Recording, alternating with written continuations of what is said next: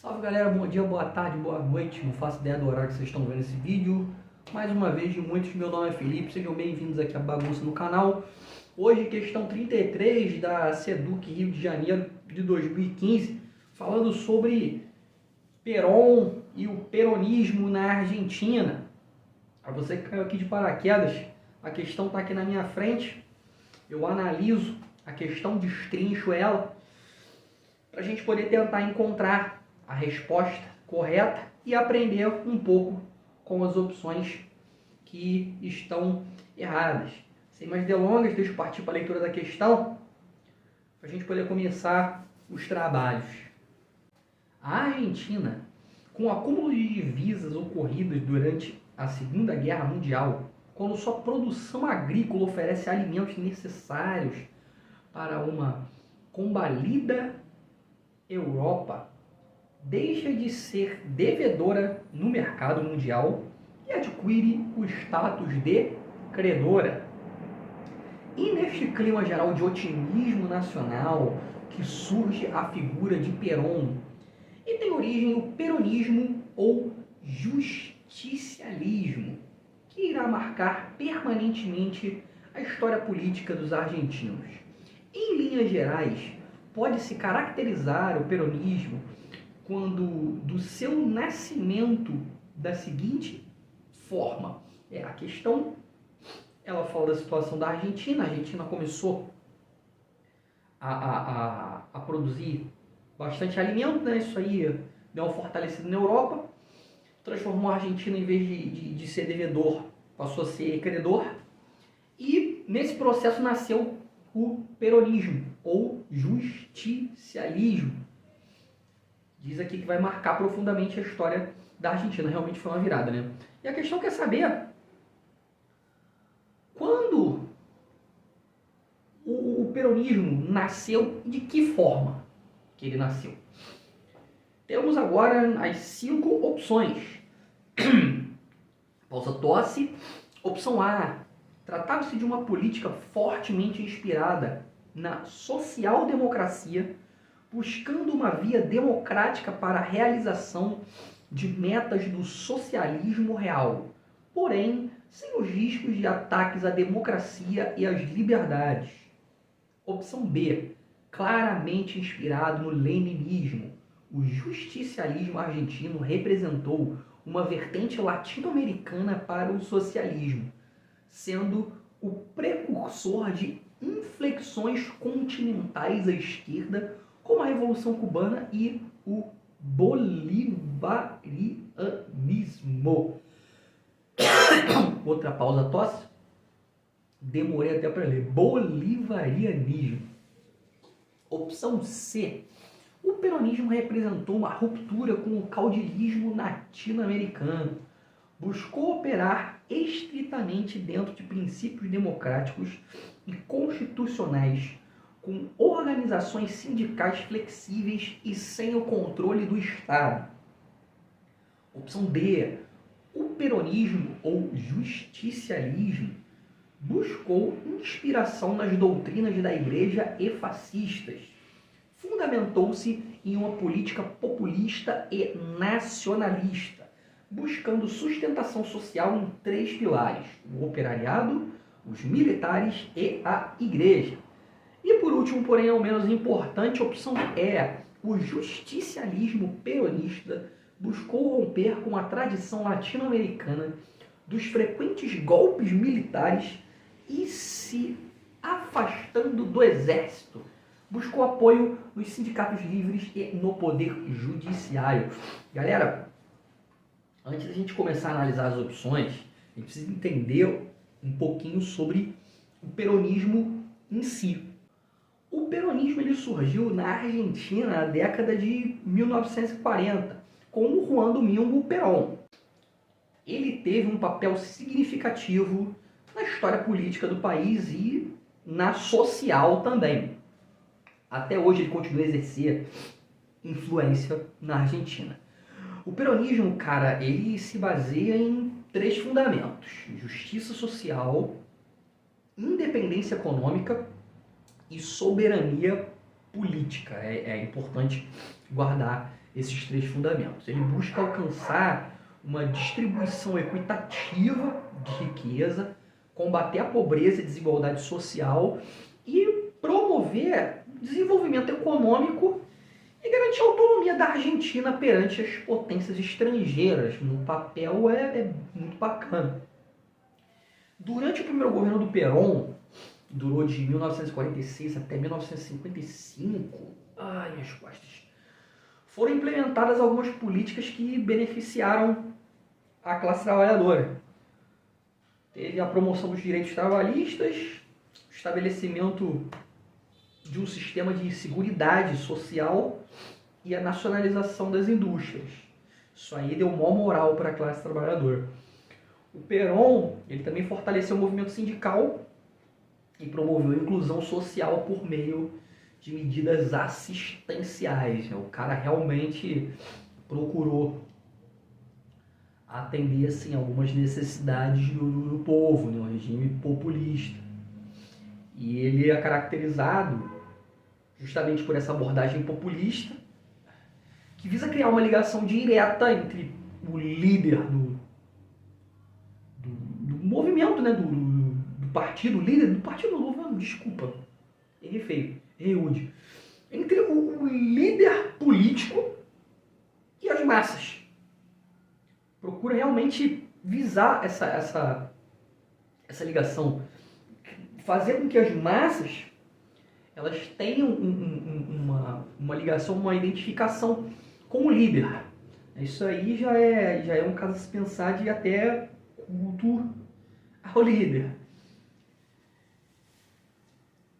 O peronismo, cara, hoje tá complicado. Tem as suas próprias características, que é uma mistura de elementos de nacionalismo, populismo e socialismo. Com essa base, dá pra gente ter uma pequena noção e tentar achar a resposta correta. Se você tiver a fim de resolver a questão, dá uma pausa no vídeo, tenta solucionar, que em 3, 2, 1, eu vou começar a analisar a opção A.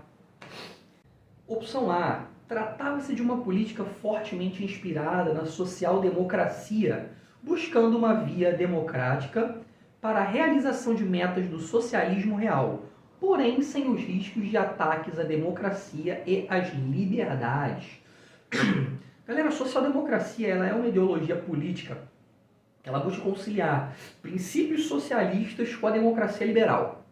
Isso é possível.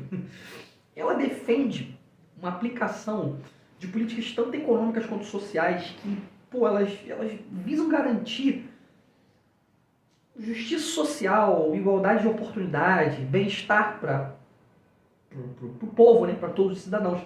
Ao mesmo tempo que ela respeita princípios democráticos e direitos individuais. Essa política, ela busca objetivos como propriedade coletiva dos meios de produção, promoção da participação popular, né, nas tomadas de decisões políticas. No entanto,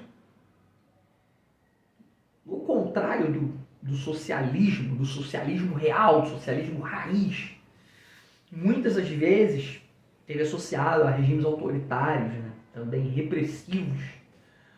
A abordagem social-democrata, ela busca alcançar essas metas por meio de processos democráticos. Evita o autoritarismo, né, em consequência, e a concentração excessiva do poder nas mãos do Estado, adotando uma postura mais democrática. Cara, até tem a ver. Tem algumas coisas a ver, mas tem algumas coisas que não batem. Como, por exemplo, a propriedade coletiva dos meios de produção e evitar de concentrar o poder na mão do Estado, do líder, né? Não é muita cara do peronismo, não. Então, essa opção aí, errada. Opção B. Claramente inspirado no leninismo, o justicialismo argentino representou uma vertente latino-americana para o socialismo. sendo o precursor de inflexões continentais à esquerda, como a Revolução Cubana e o que eu demoro a ler, bolivarianismo. Cara, radical essa opção aqui. O leninismo é uma corrente de pensamento do Vladimir Lenin, né? Pensamento político. Desenvolveu ideias com a forma de adaptar o marxismo às condições específicas da Rússia. Foi uma corrente política e idealista, por assim dizer, né? Voltado para adaptar o marxismo para as condições da Rússia e também como estratégia de conquista de poder pelos trabalhadores, pela classe trabalhadora.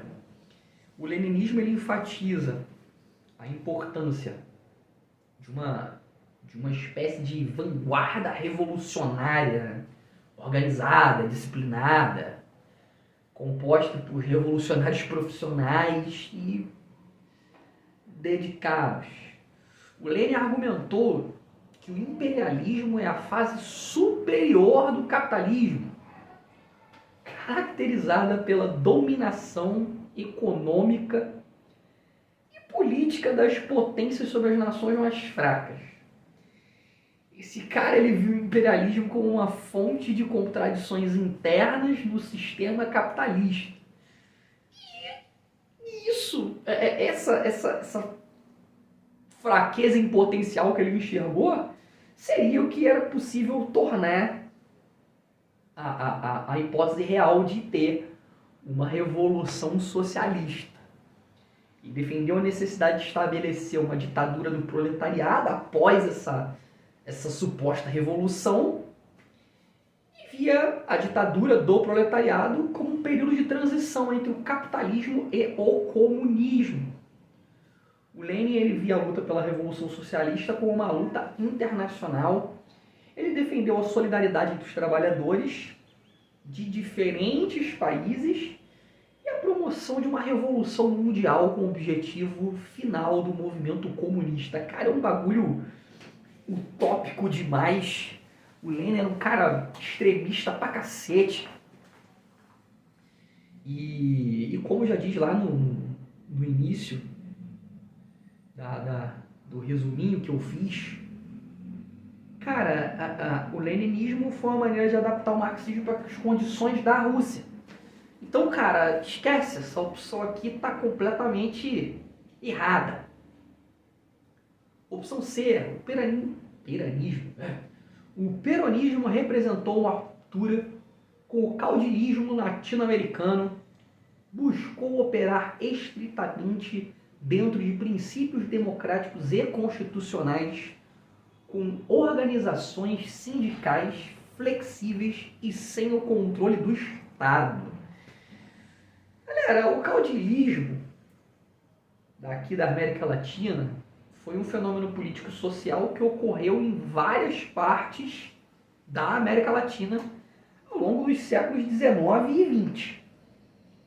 Esse termo caudilismo, ele deriva de caudilho, que em espanhol significa chefe ou líder, né? Já dá para ter uma associação. É caracterizado pela ascensão de líderes carismáticos e autoritários que exercem o poder bastante centralizado, exerce o controle político muito forte sobre uma região ou até mesmo um país. Embora alguns caudilhos tenham sido considerados líderes populistas, muitos outros eles governaram de forma autoritária e concentraram o poder nas suas mãos, o que não foi o caso do Perón, cara. O Perón, ele foi populista pra caraca até o talo, sabe? Ele era um cara, assim, aos olhos do povo, responsa. Ele não era aquele cara mãozão de ferro, escroto. O poder tá todo na minha mão, quem manda desmanda que sou eu. Não era bem assim. O que faz com que essa opção aqui seja totalmente errada. Opção D, o peronismo ou justicialismo buscou inspiração nas doutrinas da Igreja e fascistas. Fundamentou-se em uma política populista e nacionalista, buscando sustentação social em 3 pilares: o operariado, os militares e a Igreja. Durante o governo do Perón, a Igreja estabeleceu relações bem próximas com o regime peronista. O Perón ele foi capaz de atrair o apoio da Igreja e promover políticas sociais que elas visavam melhorar as condições de vida dos trabalhadores menos privilegiados, da rapaziada que se lascava. Alguns elementos do catolicismo social, como a valorização da justiça social, né, na sociedade, eles acabaram sendo incorporados a esses discursos que o Perón usou para atrair a Igreja. No entanto, o peronismo ele também teve um momento de tensão com a Igreja Católica em relações a questões da política educacional e controle estatal. Mas, no geral, a Igreja fechou com o Perón. Em relação às influências fascistas, o peronismo ele adotou algumas características do fascismo, sim. Culto à personalidade do Perón, pô, isso aí indiscutível. E a retórica nacionalista, cara, mano, nacionalismo e culto à personalidade do líder. O peronismo ele não adotou as características extremonas do fascismo, né? Repressão política, sistema totalitário e as demais posturas mais radicais, o que não significa que ele não tenha tido influências do fascismo. E o peronismo ele não se limitou apenas à classe trabalhadora. O Perón ele também buscou apoio dos milicos, dos militares, fortaleceu o papel das forças armadas, promoveu uma aliança com o setor militar nacionalista, e esse apoio militar ele foi crucial para a consolidação e a manutenção do poder do Perón. Então, cara, essa opção D aqui é provável que seja a opção correta, porque bate direitinho. Vamos analisar agora a opção E.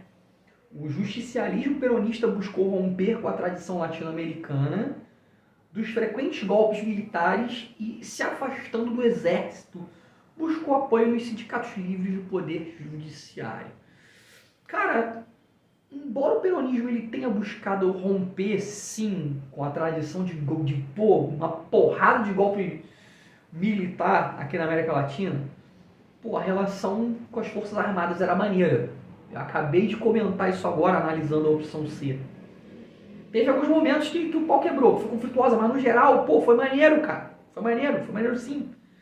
O movimento também buscou apoio nos sindicatos livres, com uma base de apoio realmente política e social. Quanto ao poder judiciário, houve uma busca por cooperação. Mas, cara, também ocorreram tensões ao longo do governo peronista, que o poder judiciário não colou muito, não. Em suma, galera, das opções analisadas, a opção D realmente é a opção correta para a resolução da questão 33 da SEDUC Rio de Janeiro 2015. Tá curtindo o conteúdo? Se inscreve aqui, cara, ativa o sininho para receber notificações aí das questões que eu vou resolvendo. Também estou destrinchando primeiro a Era das Revoluções do Hobsbawm, quero destrinchar a coleção toda e outros textos importantes que caem em vestibular e concurso. E é isso aí, rapaziada. Valeu, falou. Já eu vou gravar a questão 34. Até daqui a pouco. Ou até amanhã, porque eu posto um vídeo por dia. Enfim, até alguma hora aí.